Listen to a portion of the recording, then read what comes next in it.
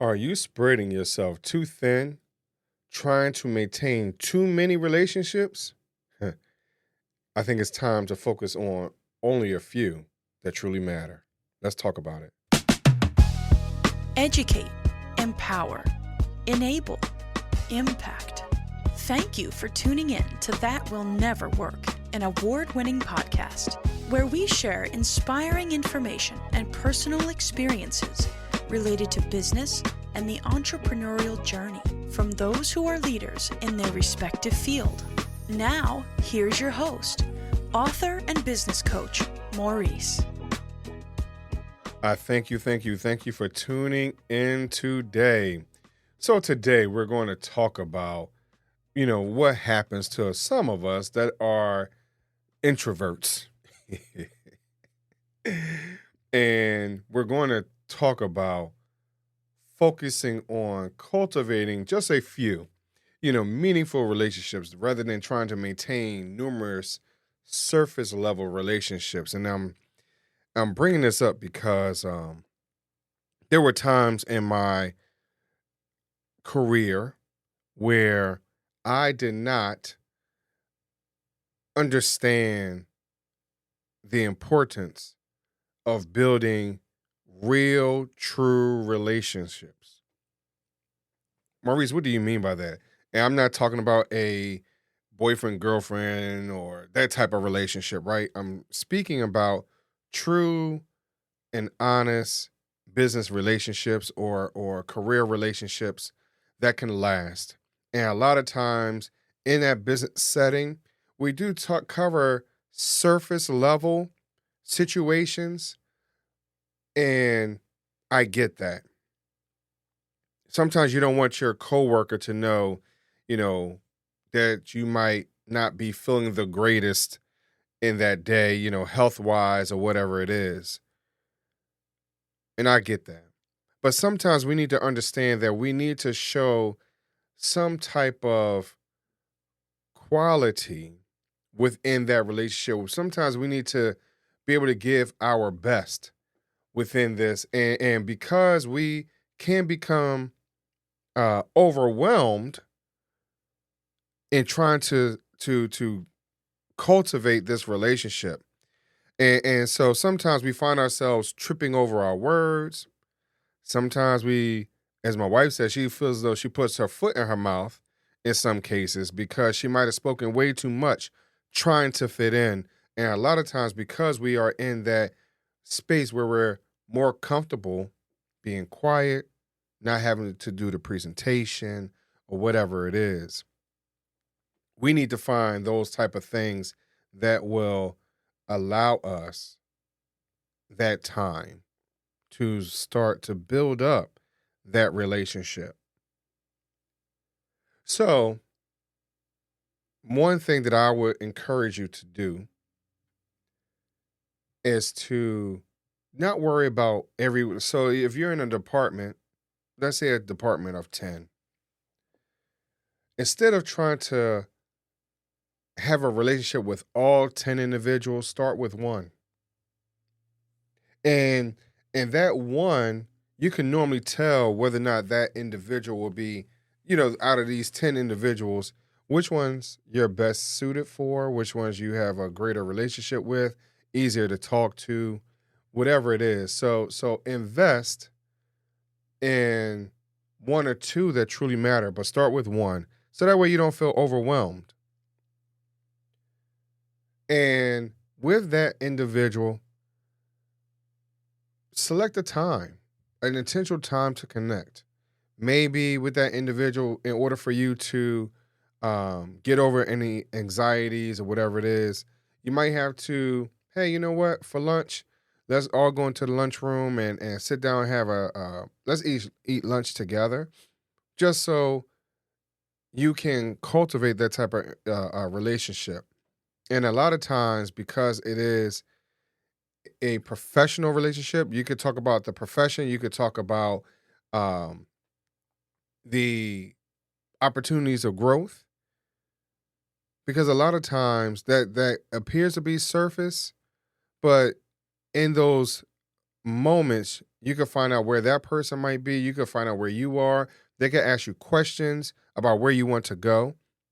And that could be viewed as showing some type of below surface information.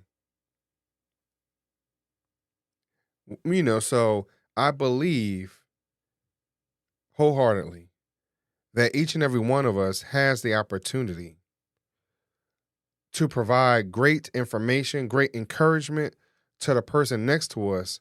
But because we don't put ourselves in a space to become that influential individual, we don't put ourselves in that space to get outside of our usual box.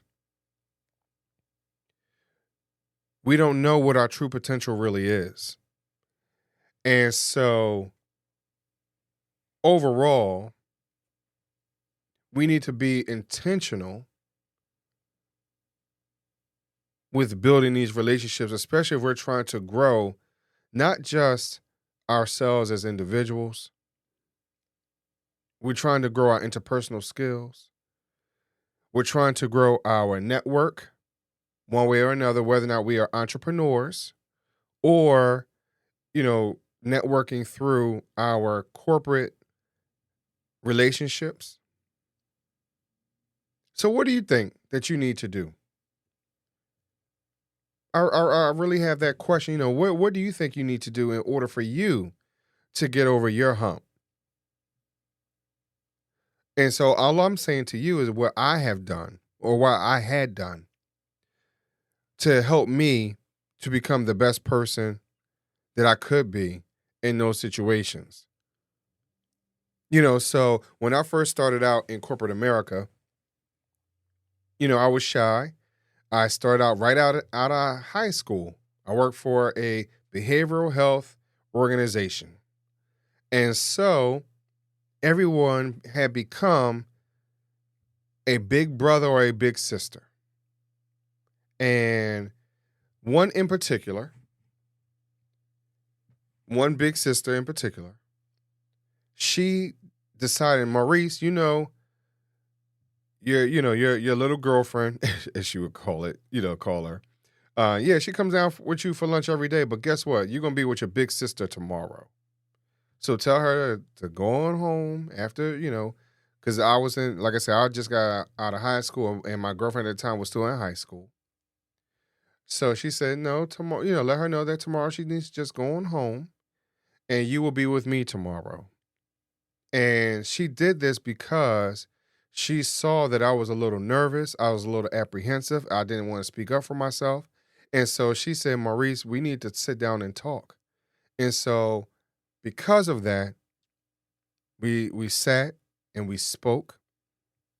She started to express to me the importance of speaking up for myself, the importance of being on time, the importance of taking accountability, all these things that help me to become a better person and get outside of my box and allow my supervisor to start to see a better individual and or value in me.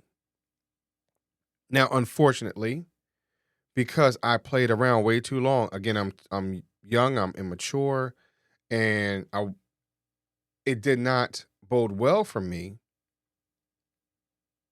of grasping these moments so late because I was part-time and my job had gone up as a full-time employee. Now my supervisor told me she was gonna make it full-time because they need somebody full-time. And so they put up full-time and I applied, I interviewed, and again, not speaking up for myself because I was in my box. I didn't know what to say. And I wasn't coached necessarily what to say. So in that, I did not retain my position. And so I was let go. So even after that conversation, even after that conversation, I learned some valuable things about myself and what the importance was of really having more meaningful conversations and letting my supervisor know what my true intentions were, regardless of how young I was. I had the conversation too late.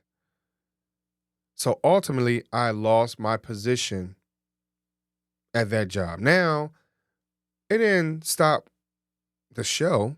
I kept moving. I went off and worked for actually a bigger organization after that.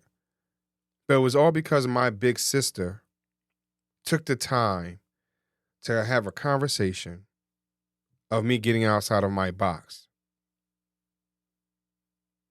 So she invested in me. Even beyond that conversation, there were some other relationships or opportunities that were presented after that. She introduced me to her husband, and he started talking to me about more entrepreneurial opportunities or ideas that I still wasn't able to grasp. But the seed was planted because as he told me recently, I'm still connected to them today. And that's over 20 years ago. Now, 20? I'm sorry, over 30 years ago now. I had to recount my steps. But these opportunities and moments helps to cultivate lifelong relationships. So I encourage each and every one of you to understand that you don't have to be a total social butterfly to build your network. I'll talk to you a little later. Thanks for listening. Follow Maurice Chisholm on social media to stay connected and check back weekly for new episodes. Until next time, that will never work. Or will it?